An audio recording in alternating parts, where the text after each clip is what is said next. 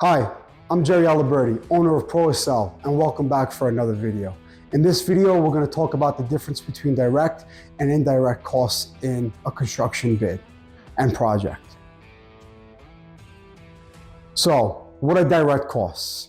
Direct costs are expenses directly related to the construction of that specific project, including labor, materials, equipment, all that's required for that specific scope of work. Direct costs are usually easy to track because they're specific to that project and, again, to that scope of work. So what are indirect costs? Indirect costs are expenses that are necessary for the project but aren't directly tied to a construction activity. So think of it as a support system that's behind the scenes making everything smoothly run. Examples: overhead. What are your overhead costs? Maybe your field office setup, the field office rental, all the utilities that go along with that, insurance for the project, your project management and your field management crews that aren't directly related to each project scope, a scheduler perhaps if you don't have a separate item for that, your permits, and any standby trades, especially if you're a union contractor.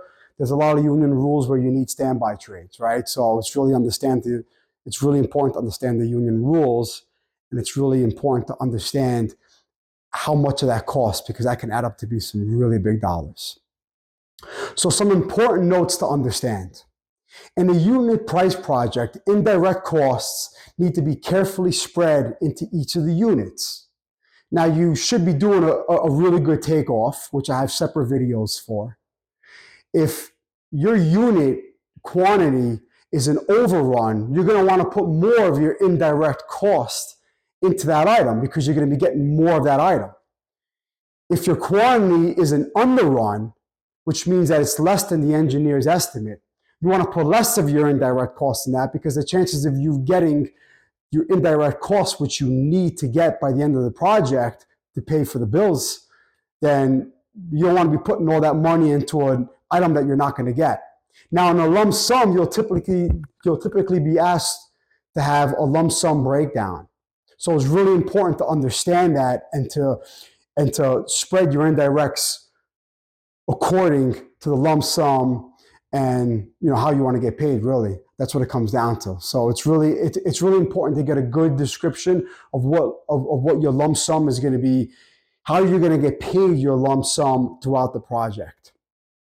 You need to consider your cash flow requirements, right? A lot of contractors like to front load projects. It makes a lot of sense. You want to get as much money as possible, right? So how do you front load a project is you're going to know what items you're going to be doing first, and you're going to put more of your indirects and your profit into those items. A lot of people like to argue that it's not good to front load a project because a lot of contractors don't know how to manage their money and their cash flow throughout a project, and they run out of money at the end of the project. So you got to thread on this really carefully, and you got to really understand what you're doing with this. So another important note is, what are some trades that are support trades for other subcontractors? If you're a sub, you may have a sub to the subcontractor, right? So what are some important trades? I like to always look at a form. This is why it's really important to have estimating software, because in estimating software, you're able to run reports and you're able to see how much foremen and important trades, like, for example, an operator. An operator may not be productive every single day, but you may need an operator there one day to move roadway plates or to offload some subs or offload some materials. A lot of these costs aren't worked into your direct costs because there's not enough shifts and there's not enough standby time for these specific trades to go over the course of the life of the job. For example, if it's a 12-month job, you may only have 6 months of man hours of a labor foreman or an operator worked into your crews, or maybe even a teamster, a truck driver. But you're going to need those individuals there for the entire course of the job.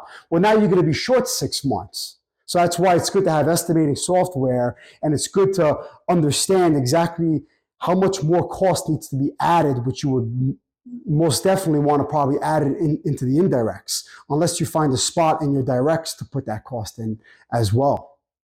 PMs must know exactly how you're spreading these indirect costs. A lot of contractors like to do a kickoff project, a presentation where all they're doing is really just taking the bid and they're just handing it off to the field. They're not doing a full-blown presentation. I have separate videos for this as well. But a PM needs to understand that whatever the budgeted price is doesn't mean that that's how much money they have to spend on that specific item.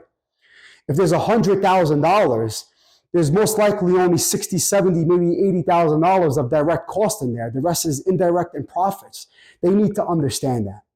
So in conclusion, understanding the difference between a direct and indirect cost is imperative for any construction business owner, also for any single estimator for sure, because it all starts in estimating, and that estimating crew needs to understand how to translate and how to do a kickoff meeting, a proper kickoff meeting to the PM so they fully understand their budgets. Thank you. If you like this video, I would appreciate it if you like it. I would appreciate it if you comment, and please subscribe to future videos. Thanks.